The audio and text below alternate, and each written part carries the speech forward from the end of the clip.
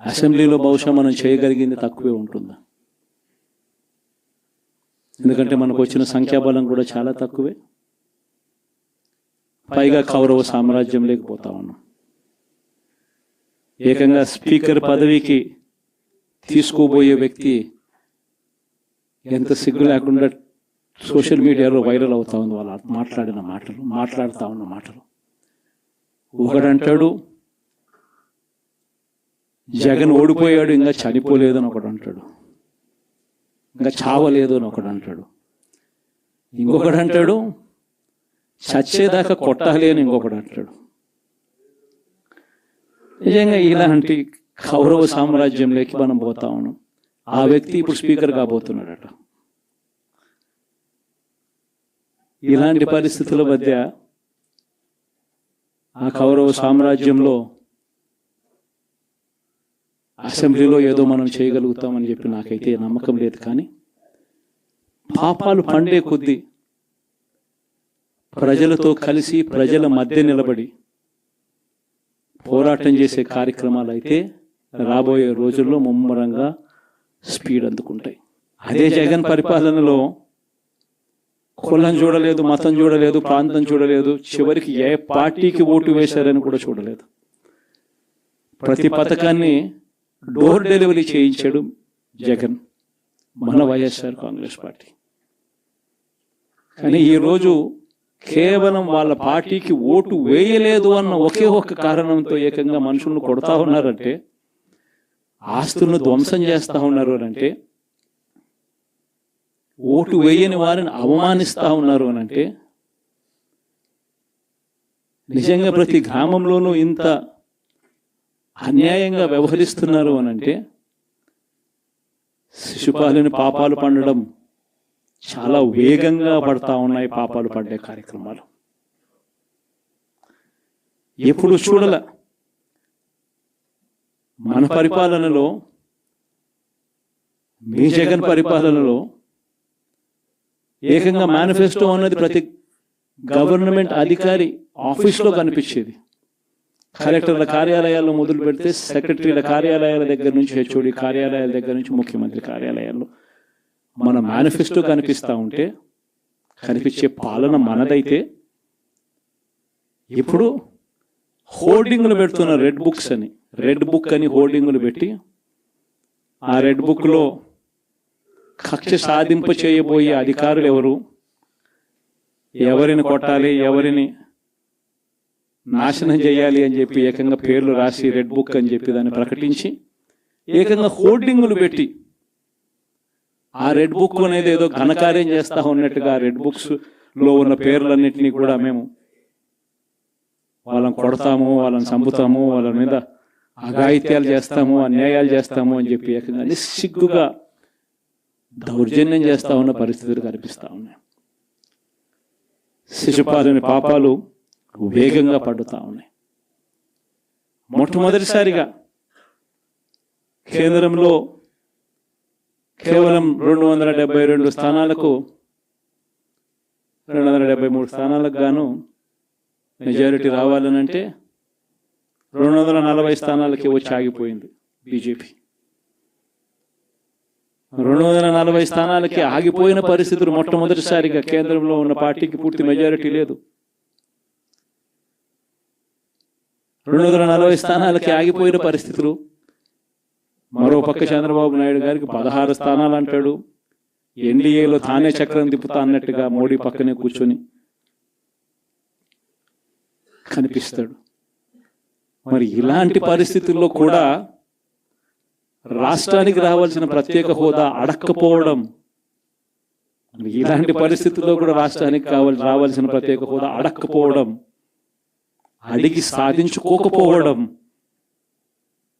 శిశుపాలుని తప్పుల్లో, వరుస తప్పుల్లో, పాపాల్లో ఇవన్నీ కూడా బాగాలే. ఇటువంటి పరిస్థితుల్లో కూడా రాష్ట్రానికి రావాల్సినవి, కావాల్సినవి అడగలేని పాలన, అడగలేని మనిషి రాష్ట్రానికి ఏం సమాధానం చెప్తాడు, రాష్ట్ర పిల్లలకి ఏం సమాధానం చెప్తాడు, రాష్ట్రంలో ఉన్న యువకులకు, పిల్లలకు ఏం సమాధానం చెప్తారు? శిశుపాలన పాపాల్లో ఇవన్నీ కూడా ఇప్పటికే వేగంగా కూడా అందుకుంటా ఉన్నాయి. అదే జగన్ ఉండింటే, అదే వైఎస్ఆర్ కాంగ్రెస్ పార్టీ పాలన ఉండింటే ఈ పాటికే విద్యా దీవెన బటన్ అయిపోయి ఉండేది. జనవరి, ఫిబ్రవరి, మార్చికి సంబంధించిన క్వార్టర్కి సంబంధించిన Vidya Deevena fee reimbursement pending. అదే జగన్ ఉండింటే ఏప్రిల్లో ఇవ్వాల్సిన Vasathi Deevena first instalment pending.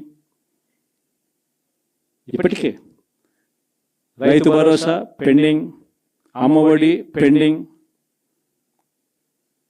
చివరికి చిన్న అమౌంట్ అయిన మత్స్యకార భరోసా కూడా పెండింగ్. అదే జగన్ ఉండింటే ఈ పాటికి ఇన్ని బటన్లన్నీ ఈ పాటికి అయిపోయి ఉండేటివి.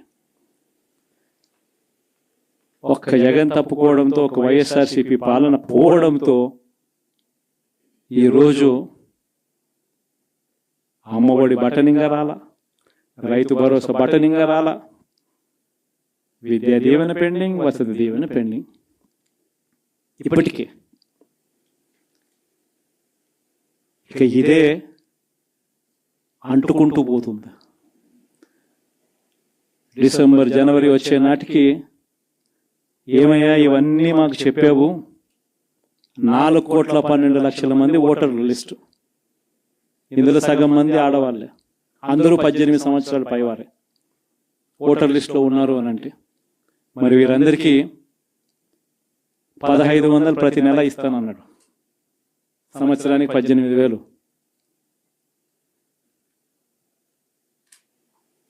ఇందులో పెన్షన్లు తీసుకునే వాళ్ళు ఒక 30 లక్షల మందిని బహుశా ఆడవాళ్ళకి పక్కన పెట్టినా కూడా 65 సంవత్సరాల పైన ఉన్న వాళ్ళు అని పక్కన పెట్టినా మిగిలిన 1,80,00,000 మంది ఎదురు చూస్తున్నారు.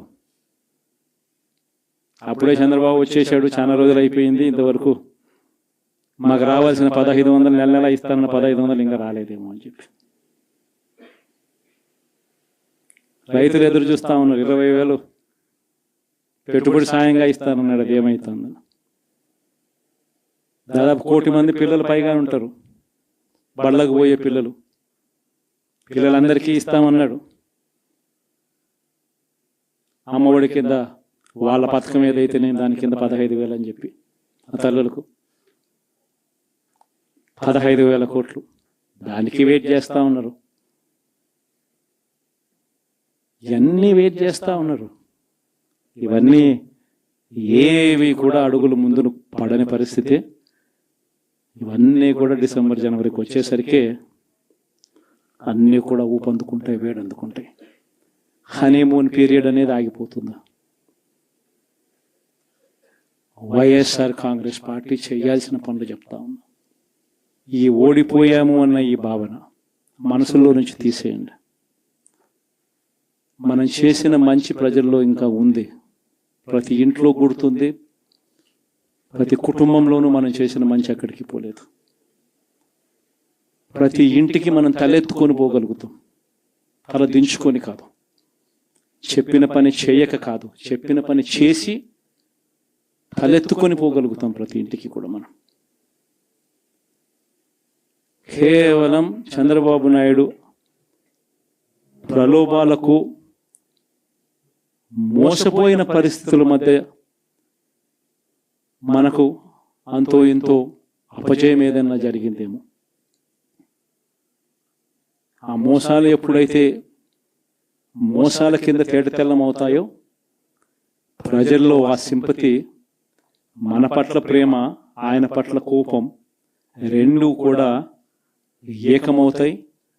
మనల్ని గొప్ప మెజారిటీలతో మళ్ళీ మనల్ని తీసుకొస్తారు.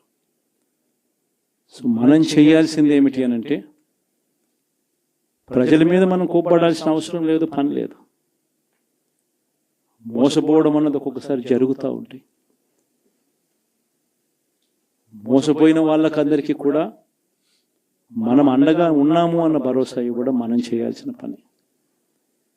మరీ ముఖ్యంగా మన కార్యకర్తలను మనకు తోడుగా ఉండడం, ఇది మాత్రం ఖచ్చితంగా చెప్తా ఉన్నా. ఇష్టం వచ్చినట్టుగా ఎప్పుడు చూడని విధంగా ఈరోజు కార్యకర్తల మీద దాడులు జరుగుతూ ఉన్నాయి, పార్టీ సానుభూతి పరుల మీద దాడులు జరుగుతూ ఉన్నాయి. పార్టీకి ఓటు వేయలేదు అని ఓటు వేసిన వారిని మీద దాడులు జరుగుతూ ఉన్నాయి.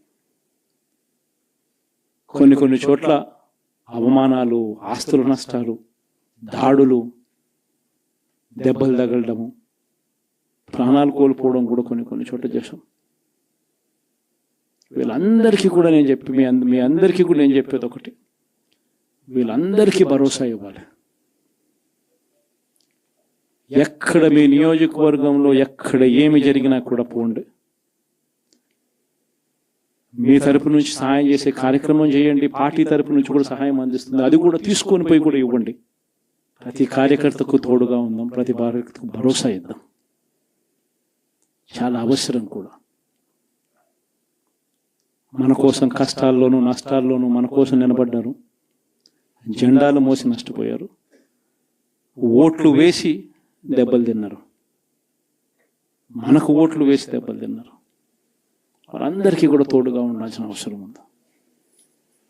ఇదొక్కటే కాకుండా మన ఎంపీటీసీలు, మన జెడ్పీటీసీలు, మన కౌన్సిలర్లు, కార్పొరేటర్లు, వీళ్ళందరికీ కూడా భరోసానివ్వాలి. మాట్లాడండి. మన పార్టీ మీద అభిమానం చూపించే ఏ వ్యక్తి అయినా మన కార్యకర్తే. ఇలాంటి వాళ్ళందరికీ కూడా తోడుగా ఉండే కార్యక్రమాలు ఖచ్చితంగా జరగాలి. ఇవన్నీ కూడా ఖచ్చితంగా చేయమని మిమ్మల్ని అందరినీ కూడా కోరుతా ఉన్నా. సీరియస్గా నేను చెప్పిన ఈ విషయాలన్నీ కూడా పరిగణలోకి తీసుకోమని కోరుతా ఉన్నా. అండ్ ఇంతవరకు సినిమా జరిగింది ఓన్లీ ఇంటర్వెల్లే. శకుని పాచికల్లో కౌరవులు పాండవుల మధ్య యుద్ధం కూడా గమనిస్తే శకుని పాచికలు అనే సబ్జెక్టు ఓన్లీ ఇంటర్వెల్లే. అప్పుడు శ్రీకృష్ణుడు సమక్షంలోనే జరుగుతుంది. శ్రీకృష్ణుడు ఉండగానే పాండవులు ఓడిపోతారు, శకుని పాచికలతోనే ఓడిపోతారు.